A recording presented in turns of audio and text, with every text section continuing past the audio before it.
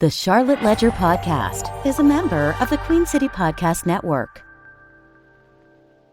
Hey, it's Tony Mecia with the Charlotte Ledger, and you're listening to the Charlotte Ledger Podcast.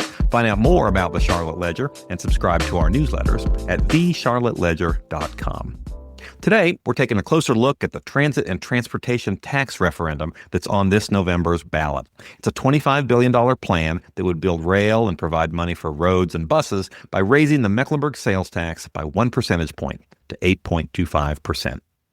The Ledger is working with our news partners at WFAE, Charlotte's NPR station, to provide thorough coverage of this issue with our weekly newsletter, Transit Time, which you can find at transittimeclt.com. Now, we've looked at it from all different kinds of angles. We've gone deeper on the different aspects of the plan, such as what exactly it would do and how much it would cost. And as part of that, we've produced 2 podcasts that are conversations about the transit and transportation plan, one with a supporter and one with an opponent.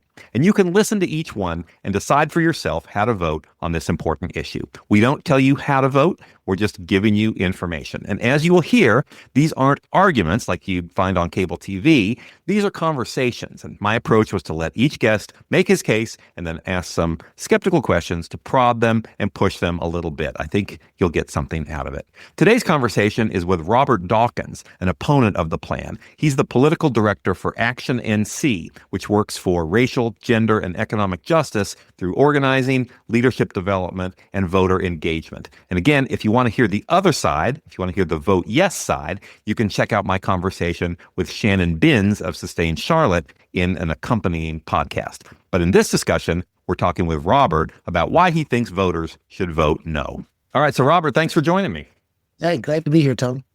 All right, so voters are facing a big question on this November ballot, and it's really whether to increase the sales tax in Mecklenburg County from 7.25% to 8.25%.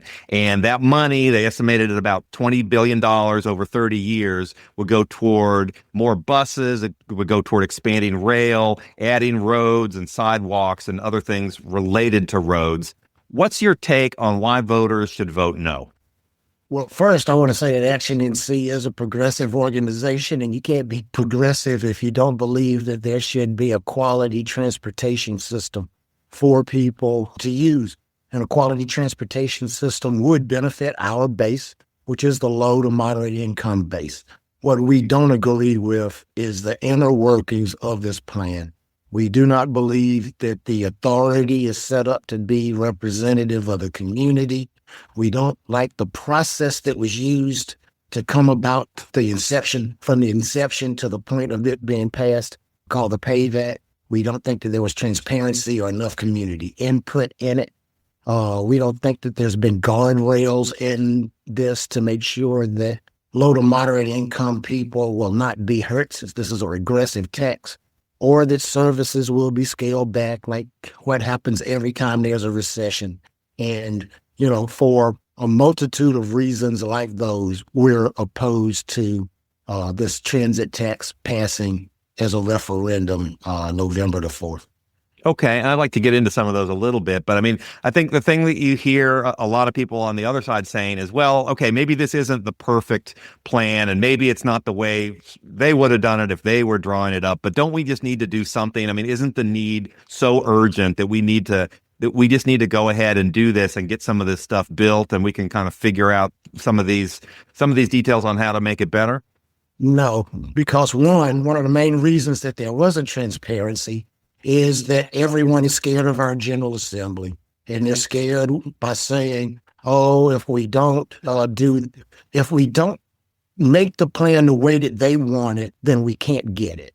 Well, you just got it. So you can't go and think that they're going to reform the plan that they already gave you.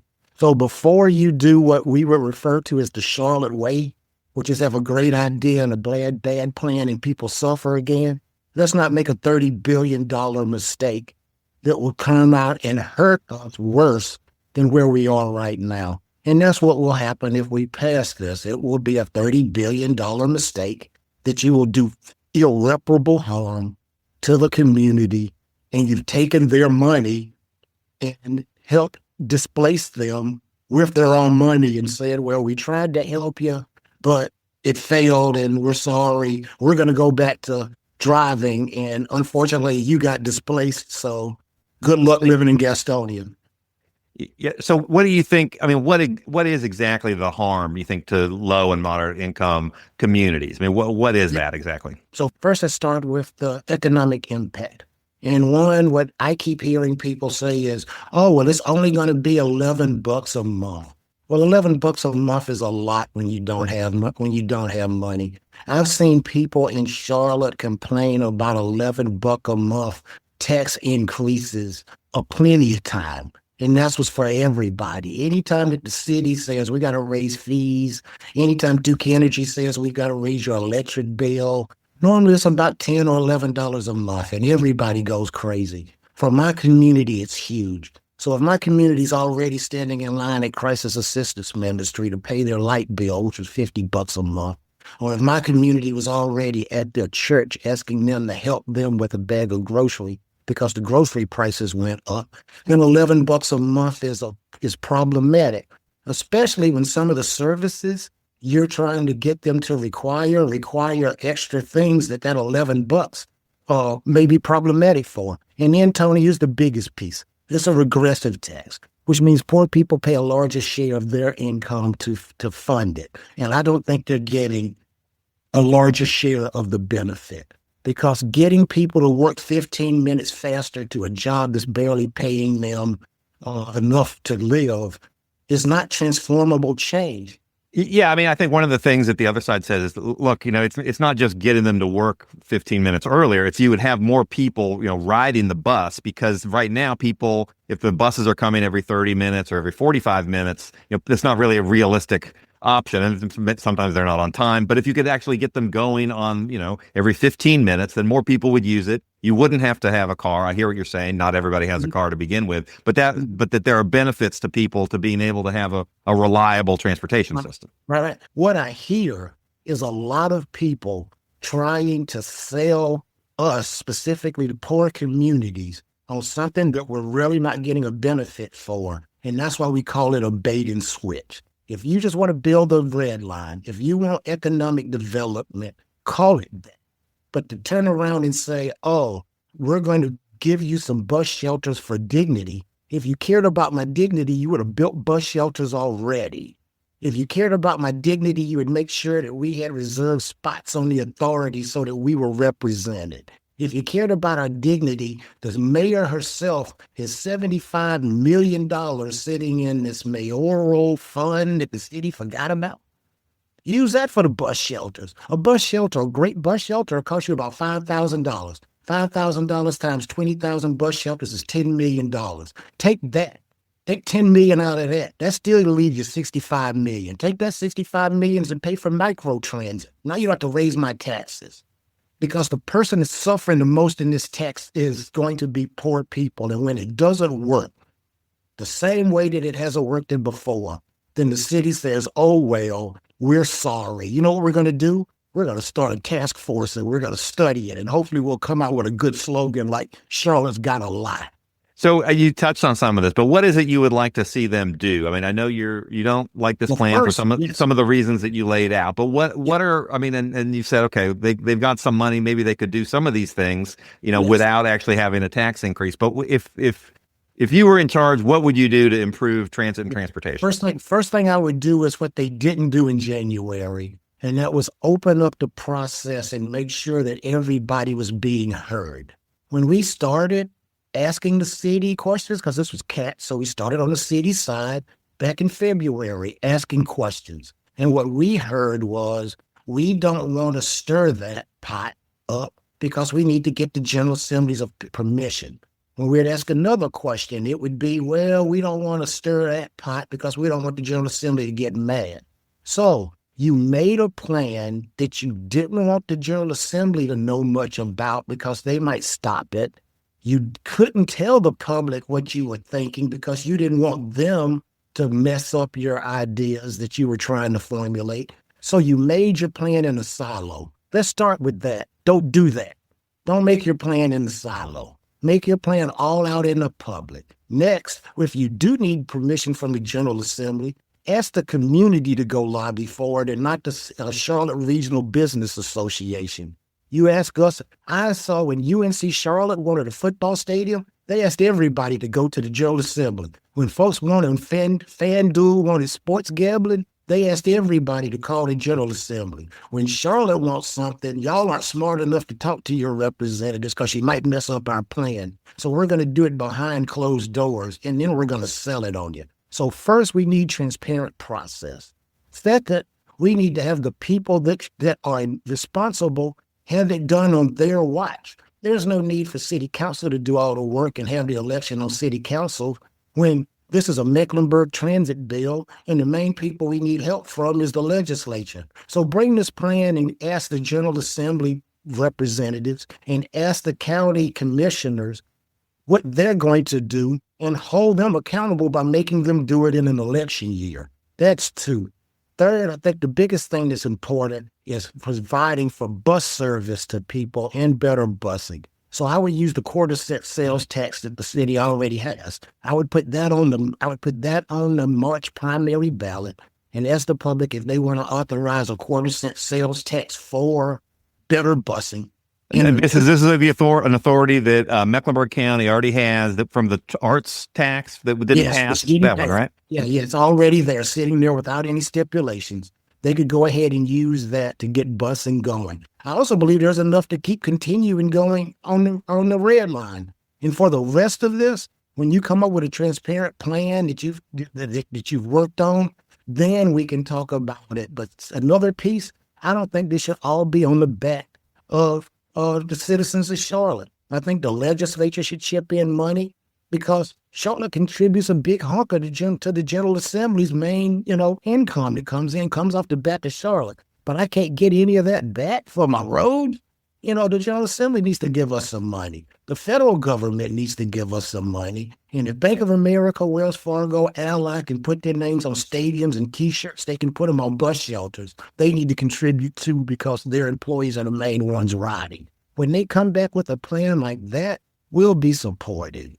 But isn't it hard to get something like that? I mean, if you do it completely out in the open, and if you have all this buy-in, I mean, wasn't this kind of the way it had to be done to get it through the General Assembly? Because, Charlotte doesn't often have a lot of great standing in front of the General Assembly. So we had to be, they would say, I think it's a negotiation. We did the best we could, in a difficult situation. And it wound up, incidentally, taking years, right? It wasn't that it happened overnight. They've been working on this for a number of years. Aren't there political realities here that need to be addressed?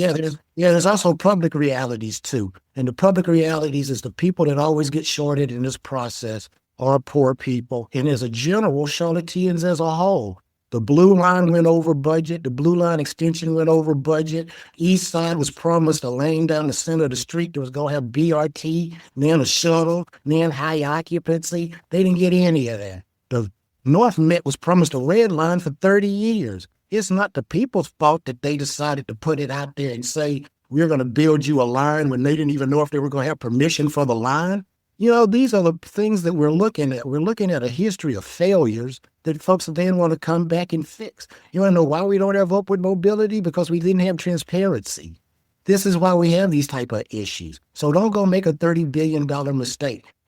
I would if we wasn't on the air say stop, but, down my back and telling me it's raining. Because that's what they get. And if you're a city councilman or a county commissioner and all you can always tell me is we can't do any better because of Dillon law, then I need to just talk to Dillon. I don't need to talk to you. Let's just talk to the General Assembly and stop selling yourself as being anything more than an advisory board. Because that's pretty much all you're telling me. You have no power.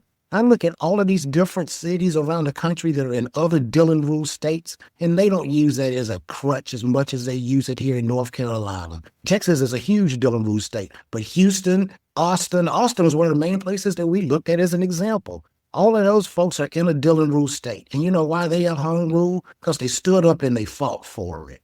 We don't stand up and fight for anything, but we'll sit back and say, here's the excuse of why we can't get it. And I think you're seeing, Tony, not just on transportation, but Charlotte in general is getting tired of this. You're mentioning the Dillon's rule state. For people who aren't familiar, that's the way North Carolina is organized, that local governments can only do what the state government allows them to do. And you're saying we need to kind of fight that, push back a little harder on that. Because I can just tell you, anytime that it's something to do with the corporate community, Dillon figures out a way to rule in their favor. But we need for it to happen on our terms, because the only say that the people have is in the voting. So vote this down, and we'll see what happens. So the Charlotte Regional Business Alliance, which you've mentioned several times now, I mean, they came out a few weeks ago and said for the Charlotte region, there are 157 people moving to the region every day. So over the course of a year, that's, more than 50,000 people moving to our region. If they all bring cars, that's going to cause more congestion. It's going to make it harder to get around, right? I mean, don't we need to do something on this right now? The other side would say, look, we've waited far too long. This should have been done years ago, but we got to do it now, because the problem's only with congestion. Growth is only getting worse. Well, I think what they ought to get to then is, you're telling me about 157 people moving here daily to the region. We need a regional plan. We don't need a Mecklenburg plan. We need for everybody to chip in, because, if it's a region, they're moving to the region. They're not just moving to Charlotte. So they're still going to drive in. So they're in Cabarrus and Mooresville and Stanley and all these different places coming in. And we need a regional plan, because just having them drive, they're still going to have to drive into Mecklenburg to park their car to get on the train. So you're still going to be backed up. You need to figure out a regional plan for a regional solution. And just putting it all on the back of Mecklenburg people isn't fair. And at the same time, who's benefiting around the region? The people that don't have to pay the tax. So if you're at the end of Mecklenburg County and you're at the other 2 or 3 counties that surround you are getting the benefit, supposedly, but not paying the tax, then people are going to come and buy their gas there. Or, they're going to come and buy their snacks there. I go to Rock Hill sometimes and buy stuff because it's cheaper. I know folks can definitely do it when it's school time. So don't tell me about a regional plan when you didn't make a regional authority. Well, they do say all the people. But they do say that a lot, because it's the sales tax, and you have business travelers coming here, and you got people going to, into Charlotte to come shopping, that some of that money will be paid by people from outside of Mecklenburg, right? They say it's about 30%, I think. Definitely. Let's also add in, since I'm a low to moderate income people, the people that suffer the least, or the most. And that's the people that suffer from displacement. So every time we come up with plans that don't have a good displacement plan, like this transportation plan, admit doesn't have a good plan for displacement, you displace people. And when you displace them, they go live in hotels and motels. And when they live in the motels, they're going to pay the sales tax. They're going to pay the hotel tax, which is 2%. They're going to pay the prepared food tax, which is 1%. So not only does your plan displace people, but then you charge them a poor people tax for being displaced and try to sell me that the only people paying the tax are people visiting Charlotte. Won't it hurt low-income people if companies who would ordinarily move here decide they don't want to move here because Charlotte hasn't addressed its transit and transportation issues? The companies, we're competing with Atlanta and Dallas and all these other places for, jobs and corporate expansions and things like that. If they decide to go elsewhere because we haven't addressed some of these transit and transportation problems, doesn't that hurt low and moderate income people? Well, one, I don't know how, because most of the jobs that come weren't for low to moderate income people. If low to moderate income people were benefiting from the $80,000 to $100,000 a year jobs that was coming to Charlotte, we wouldn't have a complaint. You know what I'm saying? And we would say we were getting a return on our money, but we're not. What you get is you get other people coming to Charlotte. You know who comes to Charlotte when these companies move here? That's those 157 people moving here today in the region. They didn't move here because they're Panther fans. They moved here because the job moved them here. You see my point? Again, that's that rainwater down my butt. Oh, you tell me you're going to get this federal match. Well, one, I think the federal government, as far as transportation, we're having a little problem with that right now on the safety issue, but not even touching that. How are you going to get a grant for $6 billion in federal financing in a competitive grant process when you can't even show projections on ridership? How do you give you some money on that? Yeah, I think, there's a lot to be figured out on that, as far as what's happening with funding from the federal level. And that's our problem. Everybody keeps wanting us to vote for something we're going to figure out. And that's the Charlotte way. Vote for it and we're going to figure it out later. And then when the later comes, it's always off. And then we go do a study. And then after we do the study and the consultants make some money, we come right back to where we were again. But I can tell you this could be a $30 billion mistake. And I can't, in good faith, ask poor people to pay for their own displacement. All right. Well, we're just about out of time. Any final thoughts? We've covered a lot of ground today, but anything else that you want to hit? Well, I think that the biggest thing that we didn't talk on that much is I don't think that this authority is set up to benefit, regular people. I think that the fact that you have to have all of these skills, you got to be economic development, law, finance, all of that. This is set out in the legislation. It's a 27-member authority, and you have to have some background in certain areas. Yes. So that means that if you care about active riders, the only thing that you're giving them the position to enable them to do is to serve on an advisory board, but they can't be a decision maker. Same thing with employees. There's no requirement in there that anybody from labor serves on the board. So you're a transportation employee. There's no guarantee that you get a spot on the board. But business gets 3 defined spots. The General Assembly, who's given us no money, has 3 defined spots. Small business has 2 defined spots. You add up all those defined spots, and you're talking about a power coalition that can make sure that the business interest is always done. The legislature's interests are always done. And folks want to see other folks in Charlotte and say, well, you're getting 27 seats. I bet you a bunch of those seats going to be business people in those seats too. All right. Well, Robert, thanks for the conversation. I appreciate it. And it'll be interesting to see what happens. I know early voting starts in the middle of October. We got the election in November. Thanks a lot for joining me. Yes, sir. Talk to you. Well, that's a wrap. And to our listeners, thank you for listening. This episode of the Charlotte Ledger podcast was produced by Lindsay Banks. QueenCityPodcastNetwork.com.